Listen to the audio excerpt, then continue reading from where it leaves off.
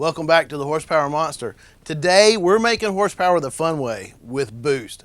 Now this is Vortech's new Gen 3 Chevrolet small block blower kit. Got a serpentine belt system that makes life easier. Now it's designed to go on a stock 350. Maybe you open the hood on your Camaro or your Chevelle or whatever, bolt it on, make 20% more power. Easy and fun. But at the Horsepower Monster, we don't do easy, so we wanted to find out what happens if we way overstress this kit and put it on a 427 built motor making 525 horsepower all on its own. Hang on, this is going to be fun.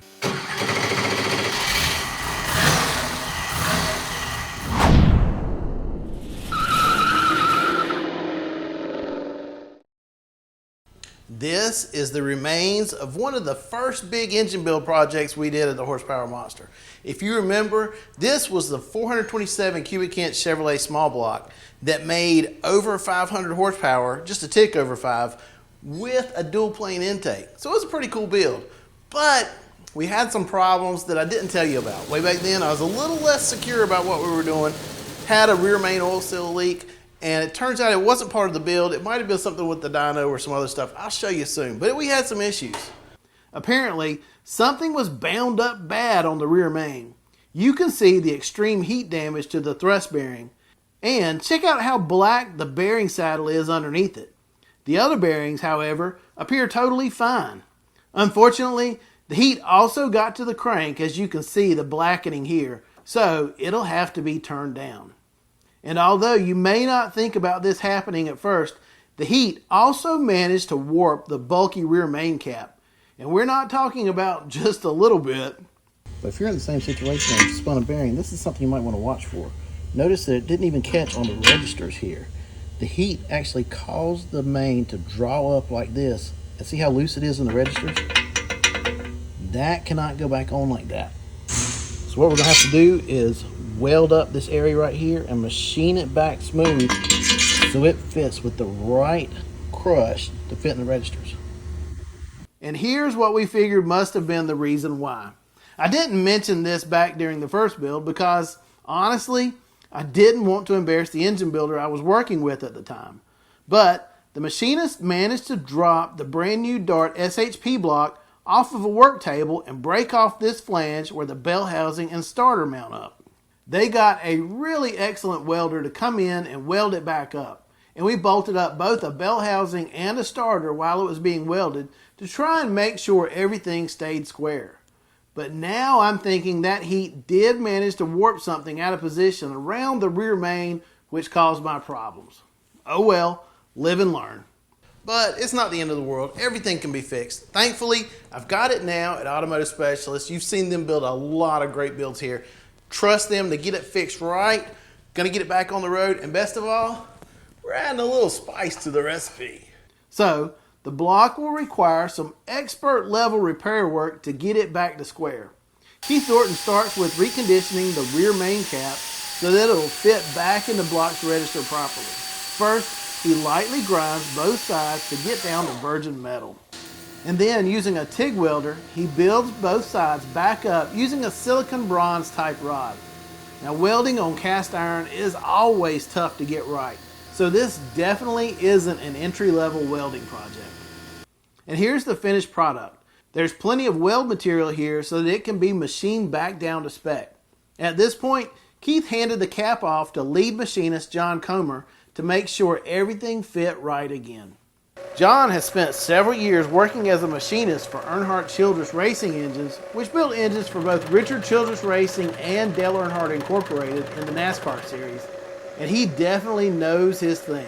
So I was confident my block will absolutely be correct this time around. The first step is to make sure that the main cap is perfectly level in the vise for the milling machine. John spent more time on the setup than he actually did cutting the cap. Once he was positive everything was correct, he cuts the sides down to the proper width and then fly cuts the top with a handful of very light skim passes. The line boring machine is another old school tool. The other caps were all still good, so we aren't worried about them. We'll true up all 5 caps center to center, but right now we're only worried about squaring up the bore of the rear main cap to the crankshaft center line. No more heat issues here. Hopefully, you can see the cutter just barely clipping the cap. We hardly removed any material at all, but it was enough. And again, just like on the milling machine, John spent more time measuring and checking than he actually did cutting. So, once that was right, it was time for the line hole. Thankfully, we checked and the cylinder bores and deck are all still good. So once John gave me the all clear with the line hole, I was able to start cleaning the block and it was ready for reassembly. Hey, just 1 second and we'll get right back to our big power build here. Wanted to remind everybody that we've rebuilt our Horsepower Monster store, brought everything in-house to try to help us control prices a little bit better. And to celebrate, we've got a new t-shirt design, got the cool Horsepower Monster image on the back. Also, this shirt has great stain fighting technology called black. Anyhow, all proceeds from shirt sales and the decals that we've got go back to helping us build more cool projects like this. So if you wouldn't mind supporting the Horsepower Monster and you need some cool clothes anyway, you can find more. There's details right below this video. Thanks a lot. And here's the crank, which caused me some real heartburn. To get to 427 cubic inches, we had to punch out the cylinder bores to 4 inches 125 thousandths. And the stroke was up a full half of an inch from 3.5 inches to an even 4. But to get the K1 Ford stroker crank to fit in the standard deck block back in the original build, we had to spend a ton of time carefully turning down the counterweight so they would clear the piston skirts. Easier said than done. And if you haven't seen that original build video series, I'll put a link for it in the description for this video. There's a lot more interesting details there that I don't have time for here. Anyhow, Automotive Specialists took care of getting the crankshaft's mains turned down 10 thousandths of an inch. Oh, and one thing I think a lot of people don't realize is when you machine on a piece of metal, it can sometimes pick up magnetic properties. And the last thing we want is magnetism on a crank, drawing any pieces of metal out of the oil. And this gauge showed that the crank was slightly magnetic. So Automotive Specialist Justin Bryson put the crank in the Magnaflux machine, which is normally used to check for cracks. But it is also useful to demagnetize big chunks of metal. And now the gauge shows you once he's done that the crank is about as magnetic as I was as a pimply middle school kid rocking the braces. So none. But this is just another reason why it's worth it to work with only the best engine shops like Automotive Specialists. It's the attention to the small details like this that can really make a difference in how well and how long an engine runs. Now, on with the show. I've already changed things up a bit by painting the block red. No real reason except I just love red. The cam and cam bearings were both fine, but I'm replacing both for the update. However, there's no choice but to replace the main bearings because the crankshaft's main journals have been turned down 10 thousandths, so we'll need thicker main bearings to get the right clearance. The rod journals were fine, so they didn't get touched when the crank was turned. I just cleaned up the rod bearings and reinstalled them in the Cali's Ultra XD connecting rods. Likewise, the CP Carrillo pistons were also still good, so all they required was a good scrubbing in the parts washer before they could be reinstalled on the connecting rods. And then the whole short block practically fell into place.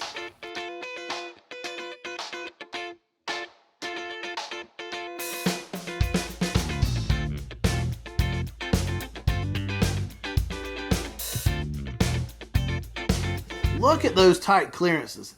This is why squeezing a 4-inch stroke into a standard deck Chevy block is such a pain. I worked with comp cams for an improved new style billet steel hydraulic roller. It also is a bit smaller in terms of duration at 231 and 243 thousandths at 50 thousandths tappet lift to help make it more streetable with a real world torque converter. You may also be able to notice that it's ground on a reduced base circle to make sure it clears the rods with the extra half-inch of stroke the crankshaft is swinging around. I'm also keeping the original 1.6:1 ratio Ultra Pro Magnum roller rockers, which means the gross valve lift will be 598 thousandths for the intakes and 600 for the exhaust.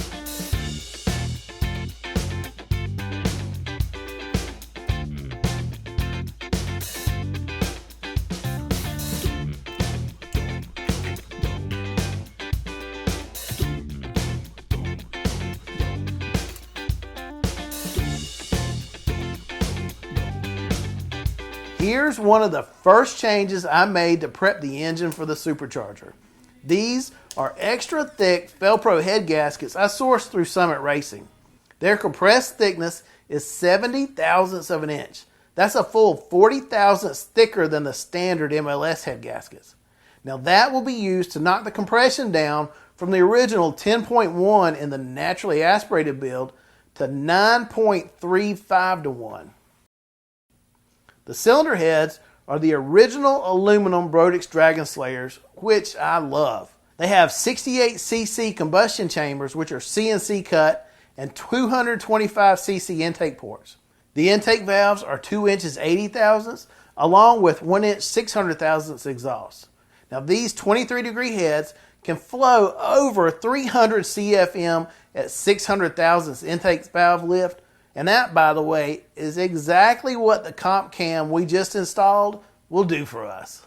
Nice, huh? Anyhow, Jeff Dorton and I tore the heads all the way down to check the spring tension and clean everything up. Everything checked out okay and cleaned up well, except for some rust on the ductile iron valve seats, and especially around the exhaust. So Jeff put the heads on his single point CNC seat cutter for a quick cleanup. Just as an aside, please forgive the Michael Jackson single glove look. I got a cut on the palm of my hand like a dummy, and it wasn't bad enough to need stitches, but it was on a spot on my palm where I just couldn't get a Band-Aid to stick. They just come right off as soon as I grabbed a wrench. As you're probably aware, I definitely didn't want to get assembly lube or lacquer thinner on it, so the latex glove was just a way to keep garbage out of the cut for a couple days while it healed. But if it catches on with the kids, maybe I'll try and take credit for it. Now, here's a second big change to prepare for the Supercharger. Originally, I ran a YN dual plane intake, which did a great job of developing torque and mid-range power. But I wanted to be able to take full advantage of the blower and switch the intake manifold up for an Edelbrock Super Victor single plane that can flow an absolute ton of air. Plus, it just looks awesome. Of course, with this tall intake, I probably just blew my chances of getting everything to fit underneath the hood of my 78 Camaro, but I've never exactly been a stickler for maintaining a stock look anyhow. If more power is involved, I'll gladly cut a hole in the hood. So now that we've got the long block back together, it's time to get to the good stuff. Here's the 3rd generation blower kit Vortech has put together for small block Chevys. Vortech's engineers say the kit is designed for stock or mildly modified small blocks. In other words, it should be safe and work well on engines with dual plane intakes, stock springs, stamped steel rockers, and even stock cams. They do, however, have some very specific requirements for what units you run, along with the pulleys that go with them. And they, thankfully, provide all the part numbers you need. Most actually will already be on a stock engine. It turns out that the water pump is also very specific, and that's where I just about screwed up. I had a couple of water pumps sitting around the shop from previous projects, so I just figured I'd use one of them. But it turns out I had grabbed a standard rotation water pump where this kit requires a reverse rotation unit. Of course, I didn't realize this until the water pump pulley wouldn't bolt up. It turns out Chevrolet gives their different water pumps different pulley bolt patterns so you can't screw up like I tried to. Turns out you need a long neck reverse rotation pump. So I put my tail between my legs and ordered the correct one up from Summit Racing. That's the one on the left. And they had it sitting on my doorstep in 2 days. So now that I have the correct pump bolted up and the water pump pulley actually fits this time, we can get this party started. This is the driver's side bracket that holds the power steering pump, the alternator, and, most important, Vortech's V3 Si-Trim compressor, which is the point of this whole project. Here, I'm attaching the power steering pump, but you can see just how beefy the components of this system are. This is no wobbly piece of Chinese junk. Speaking of solid, there are 4 bolts connecting the bracket to either the block or the cylinder head. Of course, you could see a whole lot more bolts than that in this shot. Most of these connect the thick aluminum front and rear brackets together. Anyhow, what's critical to remember is which bolts thread into the block and which bolts thread into the rear aluminum bracket. Why, you ask? Because I lost track of which bolts I was tightening and tried to torque an alternator bolt like it was going into the iron block, when it actually was threading into the aluminum rear bracket. Now, the rear bracket is definitely a big chunk, but the threads are still aluminum, and of course, I felt them pull right out. So Jeff Dorton had to bail me out by installing a steel helicoil to repair my damage. The point here, just don't be a blockhead like me and pay attention to what you're doing. I've used their products before, so I know Vortech's aluminum brackets are more than strong enough to do the job. You just can't be a ham-fisted knucklehead. Still, the good news here is even if something happens just like this, heck, everything can be repaired. We had the bracket fixed and back on the block as good as ever in less than an hour. On the passenger side, there's a smaller bracket that holds both the AC compressor and the serpentine belt tensioner. It's also a two-piece unit with machined aluminum spacers in between. By the way, just like with the water pump, we turned to summitracing.com to help source all the accessory drive components and the pulleys to get everything together.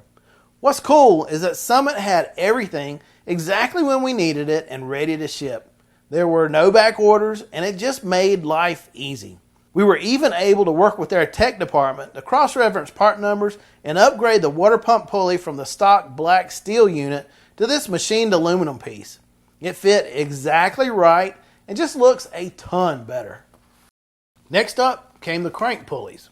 And once that was on, I can install the belt, which as you can see in this shot is way too big.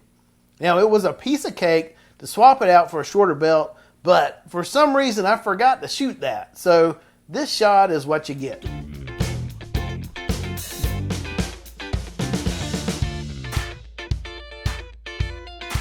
So now we're finally ready for the fun stuff.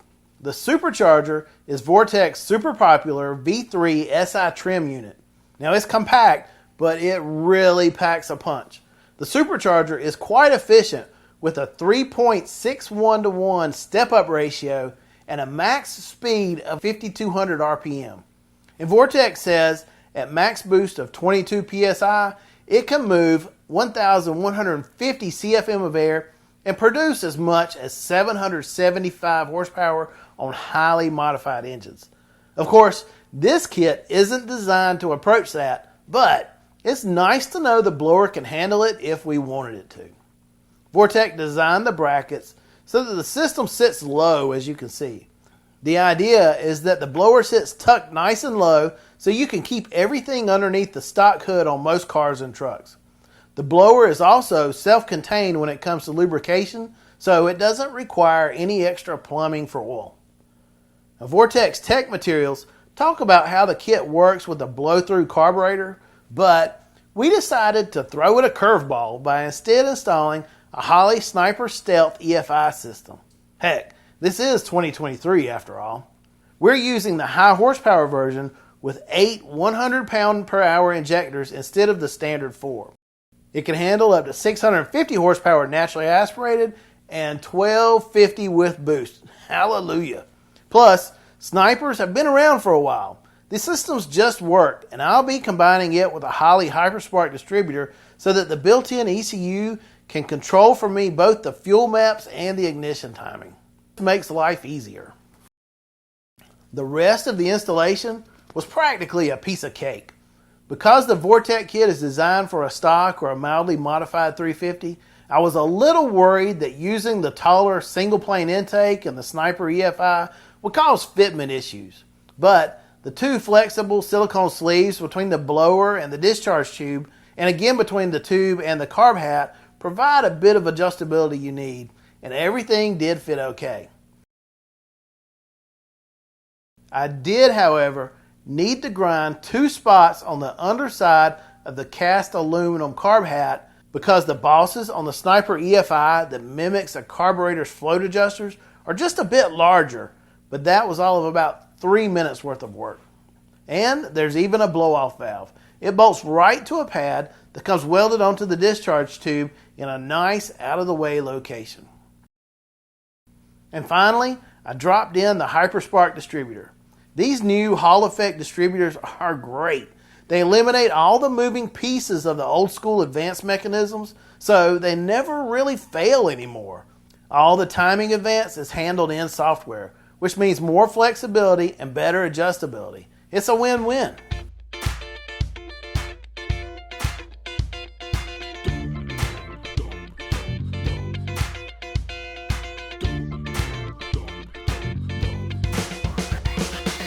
And here's the completed engine with the blower belt tensioner in place. Nice, huh? The next step is to burn some fuel. To keep the test as valid as possible, we're using the same Holley Hyperspark ignition box and coil that came in the kit. Also, as you can see, we've removed the carb hat and blower drive belt so we can do our initial break-in and first baseline dyno runs naturally aspirated. Oh, and also, we're testing out Holley's 5-inch digital dash. Here, we're using it during the setup phase for the self-learning ECU. At first, you might not think that the new 5-inch digital dash is a big deal versus the already included 3.5-inch touchscreen. But this unit does add several really cool features, including a GPS antenna for a fully digital speedometer, data logging, and multiple gauge setups. I plan to keep this digital dash and install it as a secondary screen in my Camaro to help keep track of boost and other parameters that aren't covered by the standard gauge layout. So anyhow, after break-in and a couple of quick checks, Jeff Dorton said we were ready to test the naturally aspirated setup. By the way, all tests are done with the engine burning 93 octane pump gas. The Holley EFI and ignition were allowed to set both the fuel maps and the ignition timing. However, we did monitor it with the laptop during the dyno sessions, but didn't make any real changes. So, here we go.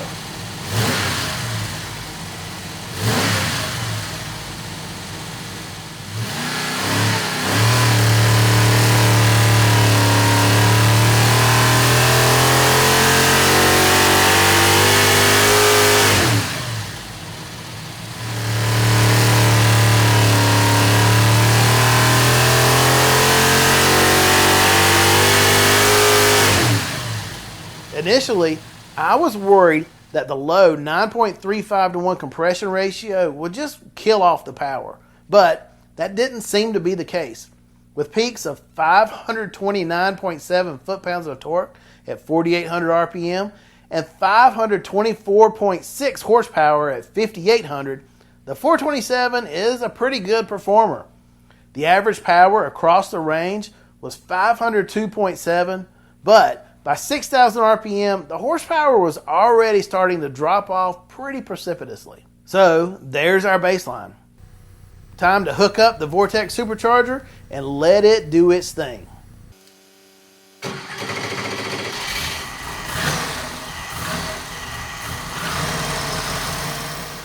Okay, I'll stop wasting time. Let's get to the fun stuff.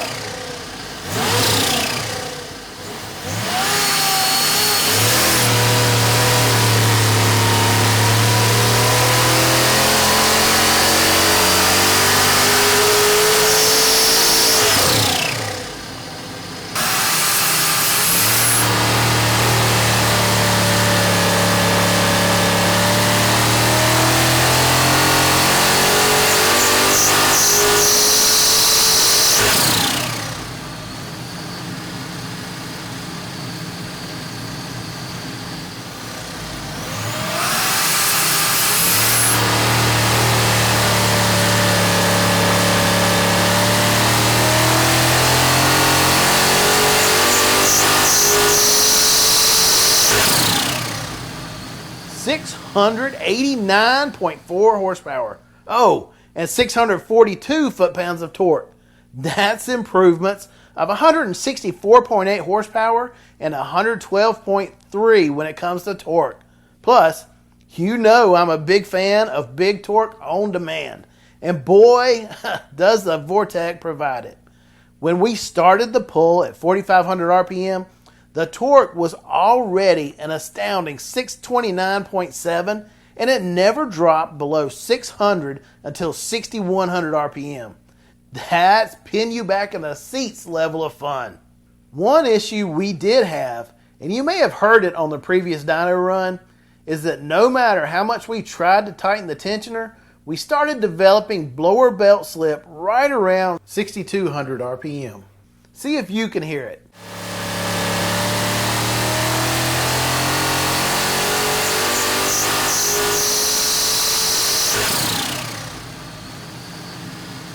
With this kit on this engine, we were able to develop a little under 5.5 pounds of boost, but then the slip would kick in and power would just fall off. Now if you have heads that don't flow as well as these Dragon Slayers, that'll probably show up around 6.5 to 8. Now my first thought was, man, I wish there was a cog blower belt on there that wouldn't slip. But it didn't take me long to realize that this thinking was actually a mistake. The guys at Vortech told us right up front that this blower kit is designed for stock to mildly modified small blocks.